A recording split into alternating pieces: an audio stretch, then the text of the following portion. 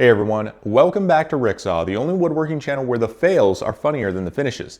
Today we're talking about why beginner woodworkers quit and how you can avoid becoming one of them. Stick around because I've got stories that will make you laugh, cry, and probably save you from quitting woodworking. All right, number one is unrealistic expectations, okay? That 90-second TikTok video you watched of a guy making a live edge dining table probably had tens of thousands of dollars worth of tools in his shop and the ability to source some of those materials, okay?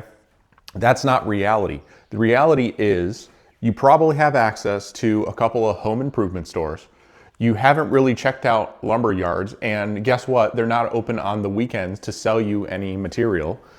And you only have access to what you have and the tools in your shop. And I fell into that trap one day as well.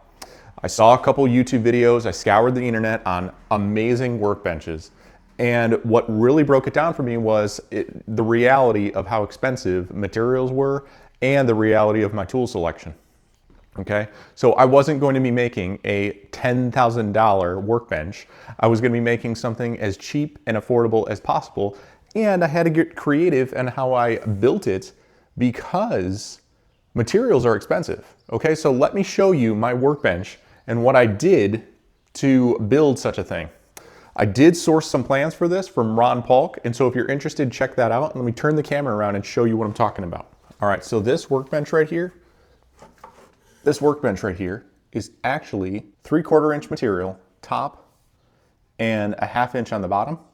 And then these are strips that are ripped to 1.5 inches. And I put a half lap joint and a cross lap joint on each of them so that I could save a ton of material in plywood.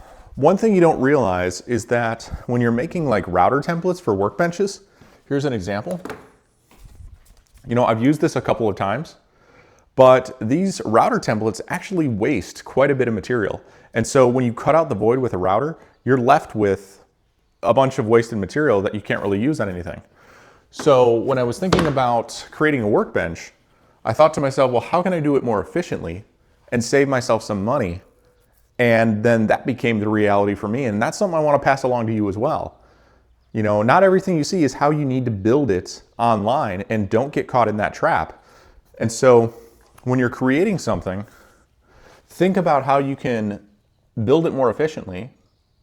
And in this case, half lap and cross lap joinery to create something that is more efficient use of wood and material to build something that you normally couldn't otherwise. Falling into those TikTok and influencer traps, you want to really start with a small project. Maybe build like a tabletop workbench before you build a large workbench. Think about where you want your projects to go and how you want those to develop, and then plan accordingly from there, okay? All right, next thing on the list is frustration with imperfection, okay? There are always going to be little things that are going to be imperfect in anything that you build, and this channel is no exception as well. When you're building things, wood just doesn't always line up and doesn't always work how you want it to. And that's the beauty of woodworking. Understanding that woodworking is an art and a science is really gonna make it a lot easier for you. And so if you go into it knowing that imperfections are gonna occur, you can plan for that. Plan for wood movement, plan for how you're gonna build things so that you can build as efficiently and as high quality as possible. Let me show you a couple areas of my workshop that are slightly imperfect, but are still very effective. All right, so a couple things here. I built all of these drawers based on a system, okay? And so this is a 1x, this is a 2x, and this is a 3x drawer. So they're three multiples of 3, multiples of 2. I think I've got a couple multiples of 4 maybe. Yeah, down there, a couple multiples of 4. They're all labeled really nice, but a couple things, there's a few areas of the drawers that are just imperfect, right? So here's one example.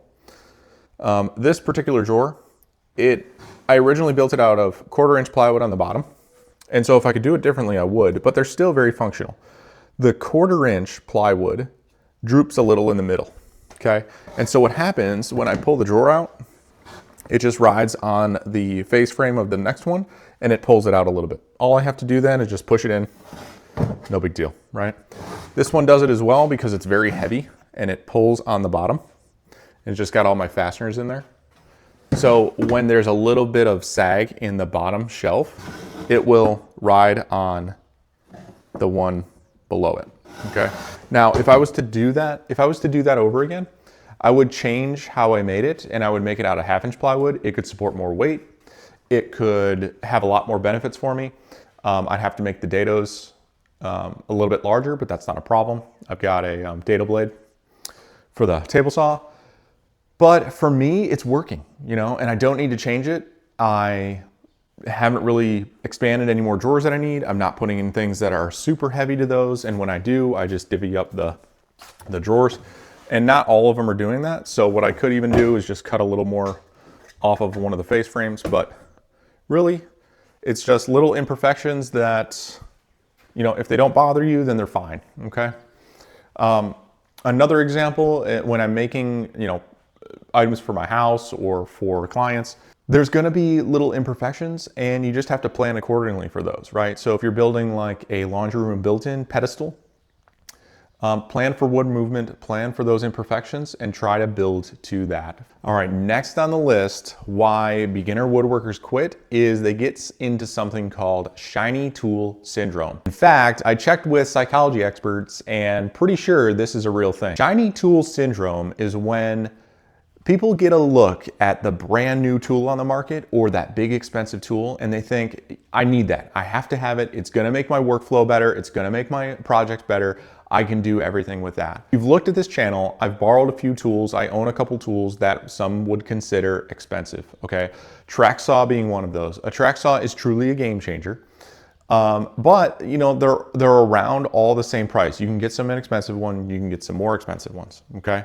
When it comes to tools like Festool, those are professional grade tools, great warranty, and for the professional, that is a perfect approach, right? When it comes to like pocket hole joinery, that's really a great DIYer. And so when folks are looking at purchasing new tools, and let's say they see the Festool Domino as something that they need to purchase, and it's the new shiny tool, I have to have it, it's gonna make my projects great.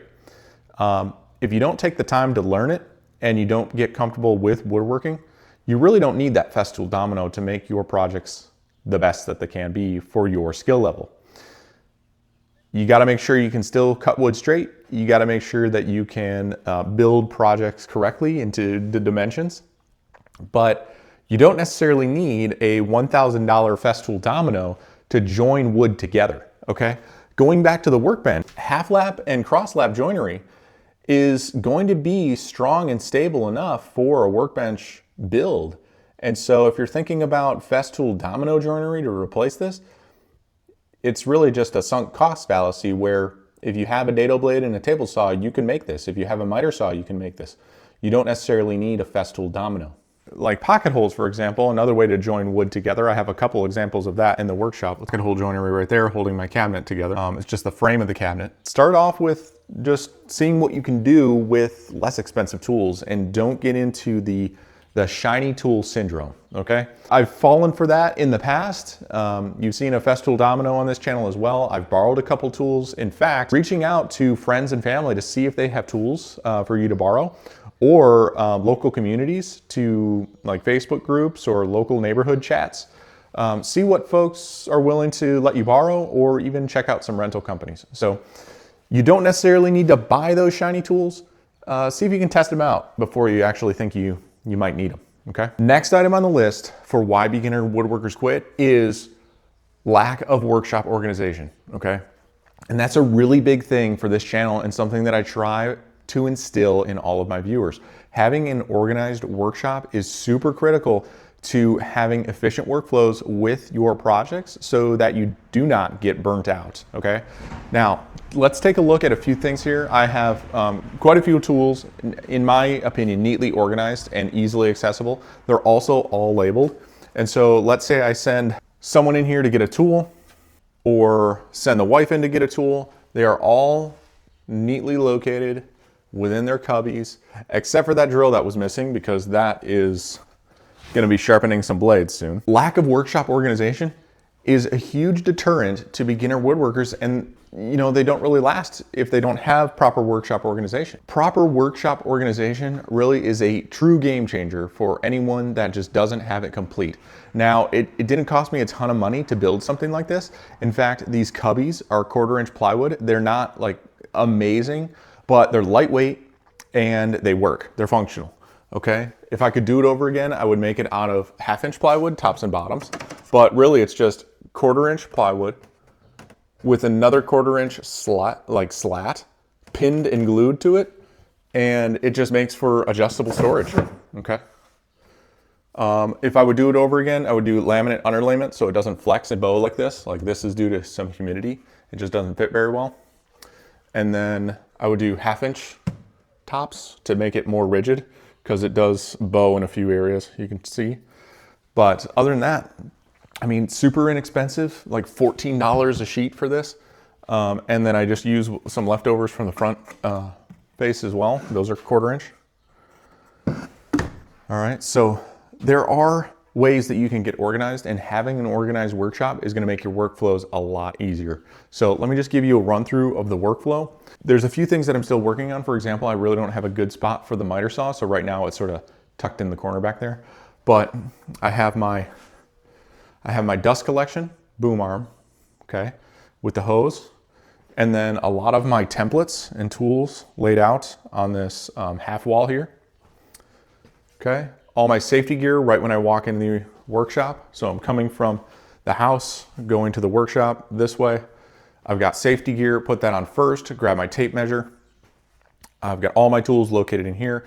Nice little workbench here. I will be changing this out soon. And then the workbench, the center of the shop workbench, is actually centrally located and is an outfeed for the table saw.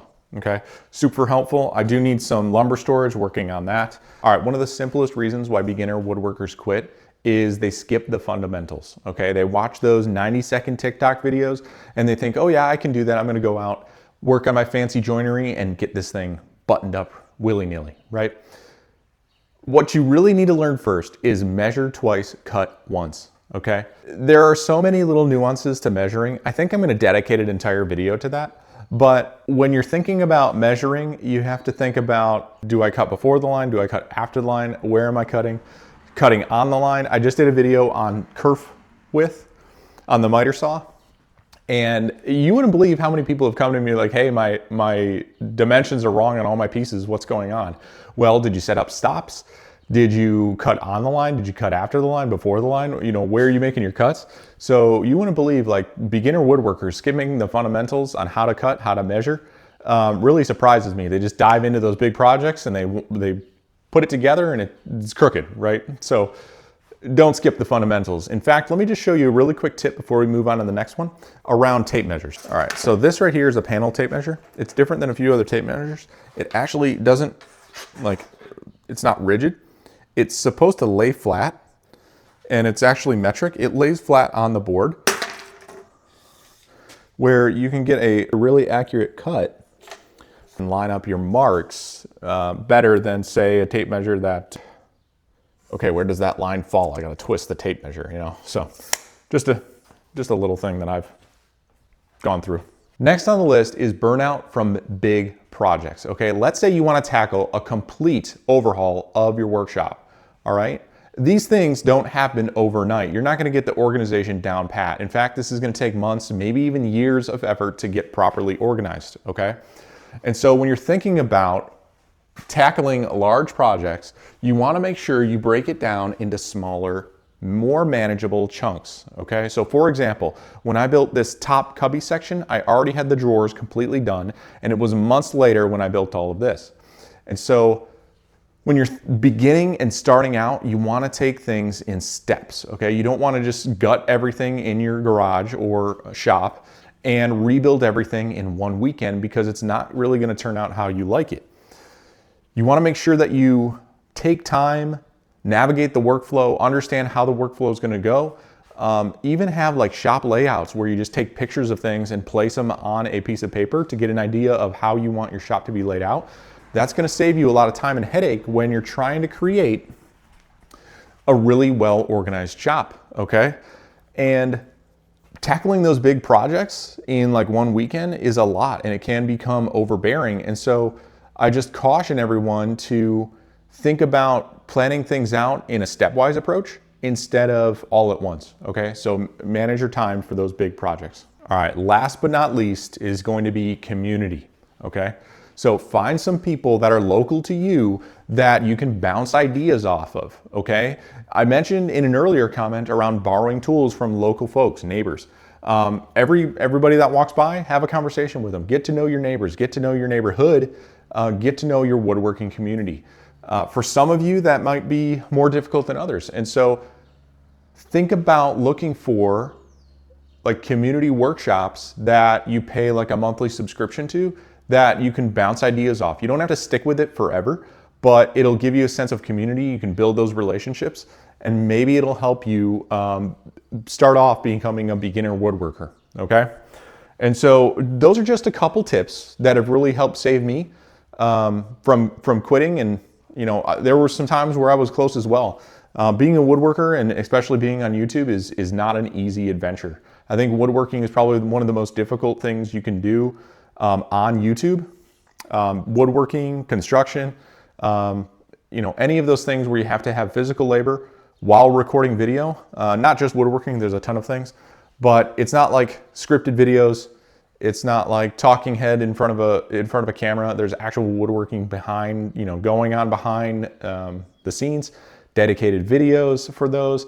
It can be burdensome sometimes. So I appreciate you hanging out with me today, listening to all the tips that I have to share, and you know, just spending time and helping build a community. You know, one of those community building attributes is YouTube. So if there's something that you're struggling with as a beginner YouTuber or beginner woodworker, comment below. I'd be glad to, you know, comment on your comments, and I'm sure there will be folks that are willing to help out as well. So just check out some of my videos, check out, you know, some of the community on YouTube, and we'll get this going. All right, thanks again for watching. Thanks for sticking with me. Hopefully I saved at least one person from beginner woodworker that's not gonna quit, you know, this month. Just to wrap things up really quick, if you're a beginner woodworker and you're on the fence about quitting woodworking, comment below, okay?